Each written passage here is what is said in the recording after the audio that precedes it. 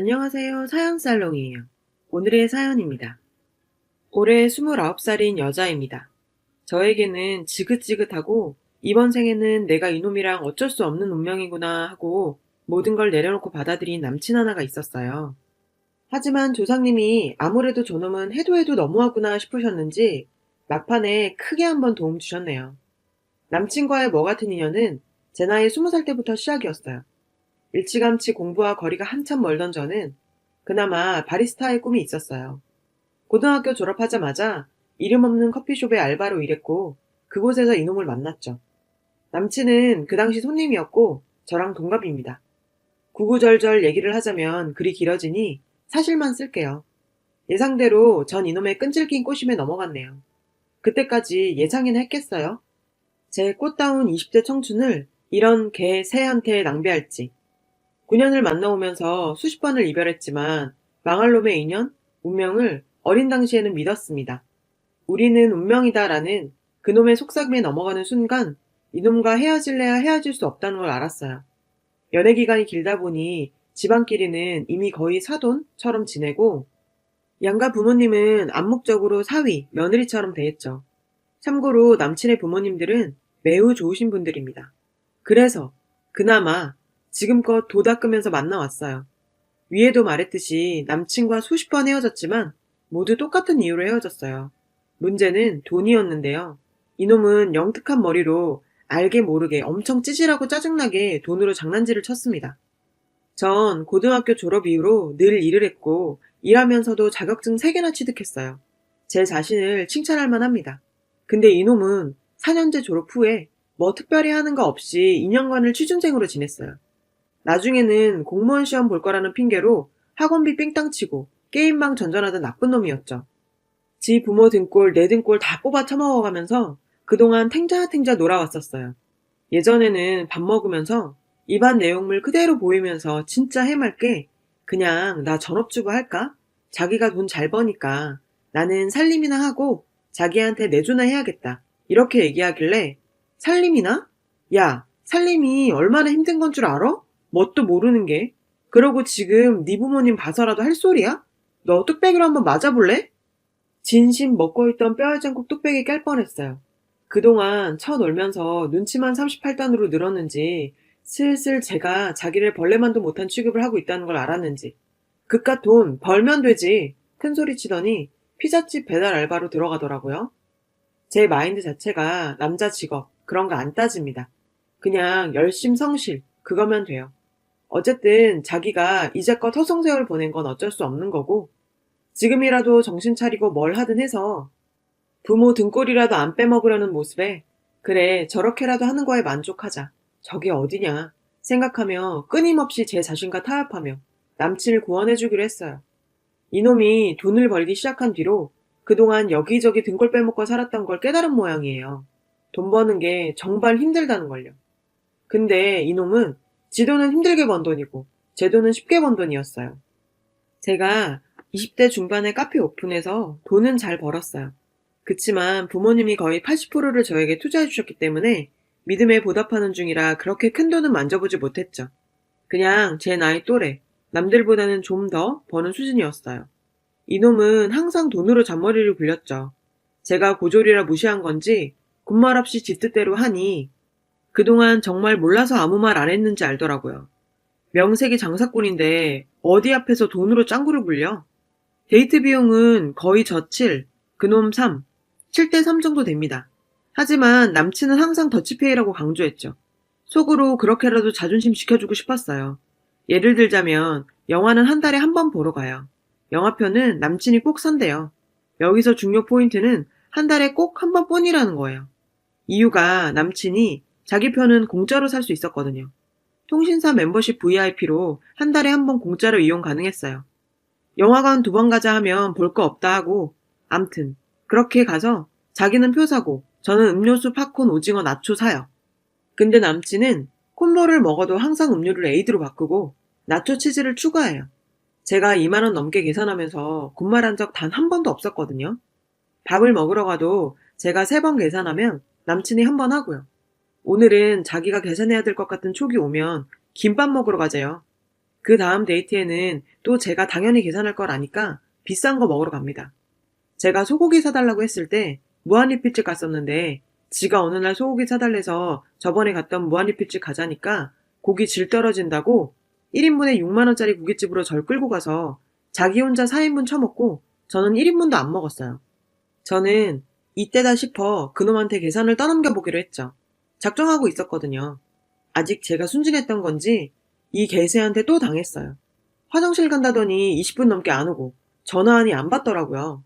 한참 후에 봤더니 너무 많이 먹어서 화장실 볼일 보다가 토할 것 같아서 약국에 소화제 사러 왔다고 개소리 시전하셨어요. 자기 거도 살까? 얼른 이쪽으로 와 하고 끊더라고요. 암튼 이렇게 살았어요. 그냥 산 거죠. 진짜 아무 생각 없이 받아들이면서 전생에 지은 죄 이렇게 갚는구나 생각하며 살았어요. 그놈의 정 때문에. 그런 이유도 없지 않았어요. 그렇게 시간이 지나니 양가 부모님들 슬슬 결혼 얘기가 나오더라고요. 저는 워낙에 제 엄마한테도 이러쿵 저러쿵 얘기하는 스타일이 아니라 오랫동안 만나고 있으니 당연히 좋고 사랑하니 만나고 있는 줄 알고 계셨어요. 남친이 딱히 능력이 없지만 부모님 앞에서는 항상 선하디 선한 척을 해왔던지라 그냥 가족 같고 아들 같은 마음이셨을 거예요. 결혼 얘기 나왔을 때도 딱히 새로운 연애를 하고 싶은 마음도 없었고 처음에도 언급했지만 이번 생에는 이놈 안고 가자 했어요. 해탈이라고나 할까요? 수많은 일들이 있었지만 밤새 얘기해도 안 될 것 같으니 생각할게요. 암튼 이렇게 부모님들 따로 만나셔서 상견례 했어요. 아, 이렇게 진짜 결혼을 하게 되는구나. 그래도 그놈이 짱구는 굴려도 심성이 먹 같은 놈은 아니니까 라며 또 한 번 합리화시키고 받아들였죠. 그러다가 둘이 날 잡고 여행을 갔어요. 바다 보이는 동네 마당에 있는 평상에서 고기 구워 먹고요. 민박집 백구도 이쁘고 술도 한 잔 들어가니 기분도 알딸딸하고 남친이랑 이런저런 얘기를 해보니 얘가 예전이랑은 많이 달라졌구나 착각하게 되었죠. 술 기운이 이렇게 무서운 겁니다, 여러분. 그렇게 밥 먹고 술 먹고 씻으려는데 아무리 찾아도 칫솔이 안 보이는 거예요. 남친도 같이 찾아봤지만 짐 싸면서 까먹었나 보다고 자기가 사오겠다고 했어요. 편의점 가서 칫솔 2개 사오더니 저한테 문제의 2,500원을 달라고 하네요. 술 먹고 장난하는 줄 알았어요. 무슨 2,500원 타령이야 하니 칫솔값 더치페이 하자고. 전 진심으로 장난인 줄 알고 웃어 넘겼어요. 갑자기 이놈이 정색을 하는 거예요. 약속은 약속이다 라고 짓거리더라고요. 무슨 약속? 망할 우리 더치페이 약속이요. 순간 빡침이 깊게 올라왔지만 참을 인색이고 도 한 번 닫고 술도 먹었고 지금 상대할 가치를 못 느꼈어요. 돈 줬어요. 3,000원 주고 500원 달라 하니까 잔돈 없다고 다음에 자기가 500원 더 내겠다네요. 그 또한 똑같은 연놈 되기 싫어 오냐 네 말 다 맞다 하고 넘겼어요. 그렇게 기분 다 잡치고 자려니 잠이 안 오더라고요. 이놈은 이미 잠들었고요. 맥주나 한 잔 더 하자 싶어 편의점에 맥주 사러 갔죠. 캔맥주 사고 씹을 안주거리 찾아 편의점 안을 둘러보던 중 문제의 2,500원짜리 칫솔을 발견했어요. 엥? 똑같은 게 1+1이네. 순간 9년 동안 쌓이고 쌓였던 게 한 번에 왔어요. 돌겠더라고요, 정말. 이놈이 정말 결혼 준비하면서 온 여행에서 진지하게 그동안 서로 못했던 대화 나누고 서운했던 거 다 떨치고 가자던 이 새끼의 말들이 떠오르면서 그 와중에도 1+1 칫솔로 돈장구를 굴렸구나 생각하니 참. 이놈을 오늘 기필코 죽이겠다는 마음으로 민박집으로 달려갔어요. 골아떨어진 그놈을 지근지근 밟으며 깨웠어요. 민박집 떠나라가로 소리 질렀죠. 이 나쁜 놈아! 그리고 욕이란 욕은 다 했어요. 영문을 모르던 그놈은 절 미친년 보듯이 쳐다보더라고요. 결혼 준비 여행에서 이깟 2,500원짜리 칫솔로 정말 결혼 망치고 싶냐 했더니 칫솔 사러 가서 1+1이 아니었으면 어쩔 건데? 라고 짓거리는 거예요. 그렇게 그놈이 개소리를 짓거리는 와중에 전 눈물이 엄청 났어요. 내가 지금까지 뭐 때문에 이놈을 만나고 있었던 건지 정신이 확 들기도 했고요. 20살 때 잠깐 만나고 군대로 꺼졌을 때 그때 그 망할 놈의 콜렉트콜 전화만 안 받아줬으면 이 새끼랑은 영영 끝이었을 텐데 왜 그때 전화를 받았던 건지 혼자 엄청 오열했어요. 지금까지 이놈의 수많았던 돈 장난질과 찌질함을 어떻게 참아왔는지 모를 정도로 한 방에 모든 게 터졌어요. 2,500원짜리 1+1 때문에. 전 그때부터 머리가 엄청 비상해졌어요. 이놈과의 뭐 같은 인연부터 끊어야겠다는 생각밖에 안 들었죠. 더 이상 이놈과 또 내 자신의 협상과 타협은 사치였어요. 그놈의 개소리를 더 이상 듣고 싶지 않았고 저 또한 그놈에게 이제껏 제가 당해온 것들에 대한 감정을 설명하고 싶지 않았어요. 그동안 그런 설명은 해봤기 때문에 안 통하는 것도 알았거든요. 여기서 또 내가 말 시작하면 그놈의 설득과 뭐 같은 연민, 모성애를 자극하는 혀놀림에 또 내가 넘어갈지도 모르기 때문에 이곳에서 떠나야겠다는 생각뿐이었어요. 혼자 있는 욕 없는 욕 다 하면서 여행짐을 다시 바리바리 쌌어요. 그 와중에 그놈은 처음엔 지금 가려고? 네 맘대로 해봐. 이딴 표정으로 구경만 하다가 뭔가 자기도 이상했는지 말리기 시작했어요. 술 먹고 어디 가냐고 절 붙잡고 가방을 뺏었어요. 있는 힘껏 그놈 온몸 구석구석을 발로 차줬죠. 사람이 눈에 뵈는 게 없으니 없던 힘이 막 생기더라고요. 내 가방을 잡고 있던 그놈의 손가락을 하나하나 펴줬어요. 그때 그놈이 좀 놀래더라고요. 제 힘에 놀란 건지.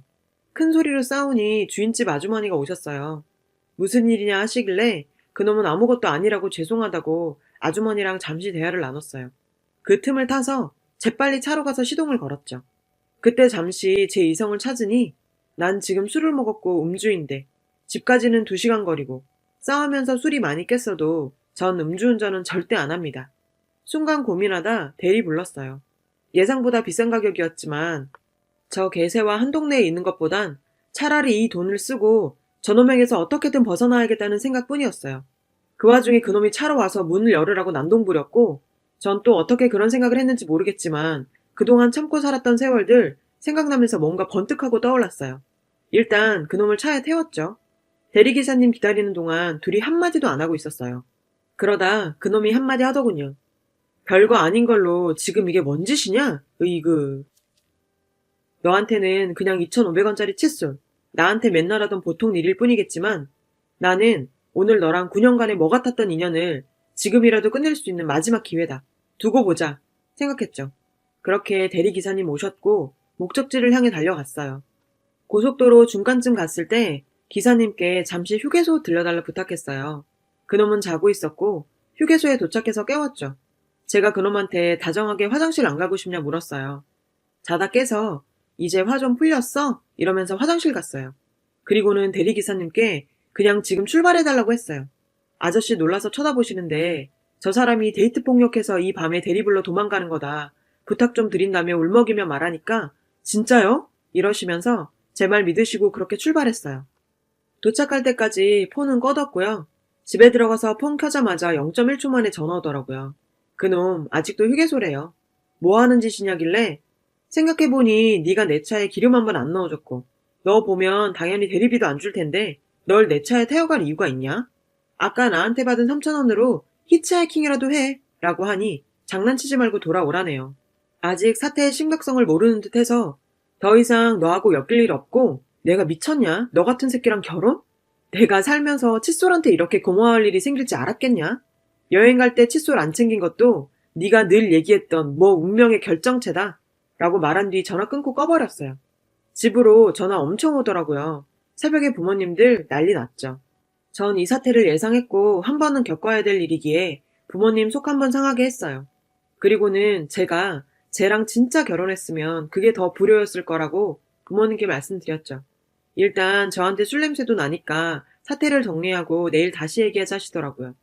휴게소 오리알 그놈은 그놈 부모님이 데리러 갔고요.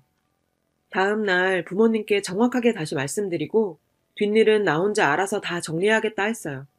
가게 출근하니 역시 그놈 기다리고 있었어요. 2차전 시작했죠. 난 분명 헤어지자고 말했고 네가 할 수 있는 모든 짓을 해보라고 했어요. 그놈은 찌질이처럼 딱히 뭘 안 하더라고요. 매달리고 날 설득하는 짓밖에. 신기할 정도로 9년간의 정이 정말 단 1%도 안 남고 뚝 떨어졌어요. 그 뒤로 2주 정도 왔다 갔다 하고 경찰은 딱 한 번 불렀어요. 경찰 한 번 왔다 가니 지금은 전화로만 괴롭혀요. 끝까지 찌질한 놈. 그리고 마지막으로 그놈 부모님과 통화했습니다. 그놈 부모님이 너무 미안해하시고 어머니는 울기까지 하셨죠. 아들 못나게 키워 미안하다고 하시며 그놈 아니더라도 한 번씩 연락하면서 지내자 하셨어요. 어머니께 죄송하지만 그 말씀은 못 들어드리겠다고 확실히 선을 긋고 모든 게 끝났습니다. 돈 없고 능력 없는 건 죄가 아니죠. 사람 마음을 이용하고 능멸하는 게 죄인 거지. 여기까지입니다. 그럼 이만 갑니다. 여러분, 사연 댓글에 응원과 현명한 조언 부탁드려요. 좋아요와 구독은 저에게 큰 힘이 됩니다. 오늘도 좋은 일 가득하세요.